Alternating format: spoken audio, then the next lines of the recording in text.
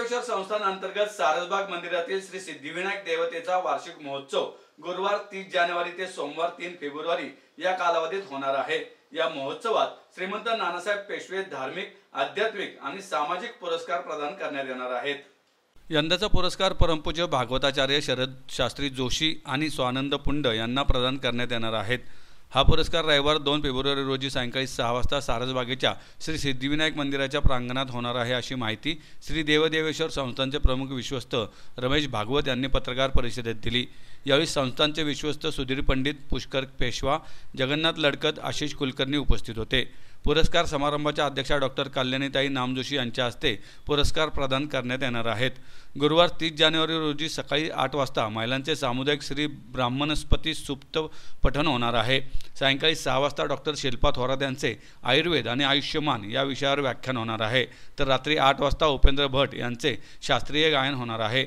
शुक्रवार 31 जानेवारी रोजी सकाळी 8 वाजता महिलांचे सामुदायिक श्रीसुप्त पठण होणार आहे। यानंतर ॲडव्होकेट वैशाली भागवत यांचे डिजिटल व सायबर क्राईम या विषयावर व्याख्यान होणार आहे।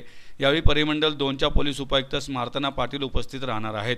त्यानंतर रात्री 8 वाजता मंजिरी अलिगावकर यांचे शास्त्रीय गायन होणार आहे। शनिवार 1 फेब्रुवारी रोजी सकाळी 8 वाजता सामुदायिक अथर्व शीर्षपठण होणार आहे। सकाळी 9 वाजता गणेश याग होणार आहे। रात्री 8 वाजता दिलीप काळे यांचे संतूरवादन होणार आहे। तर रविवार सायंकाळी 4 ते 5 या वेळात मंत्र जागर होणार आहे। सोमवार 3 फेब्रुवारी रोजी सकाळी 6:30 वाजता वारकरी संप्रदायाचे कीर्तन होणार आहे। हे सर्व कार्यक्रम सारसबागेच्या श्री सिद्धिविनायक मंदिराच्या प्रांगणात होणार आहेत।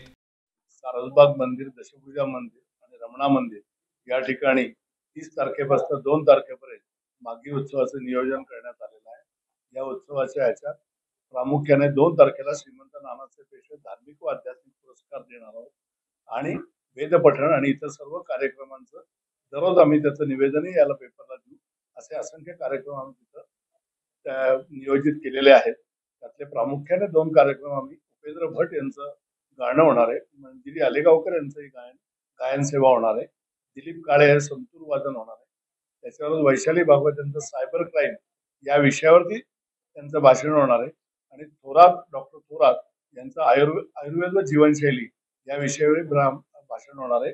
यावेळेचा नानासाहेब पेशवे धार्मिक आध्यात्मिक पुरस्कार वेदशास्त्र संपन्न शरद जोशी व प्राध्यापक स्वानंद पुंड गणपत्य यांना देण्याचं देवस्थानने ठरवलेलं आहे। या कार्यक्रमाचं अध्यक्षपद कल्याणीताई नामजोशी यांच्याकडे आहे। आपण या सर्व कार्यक्रमाला जरूर उपस्थित राहावं आणि याचा लाभ घ्यावा ही देवदेवेश्वर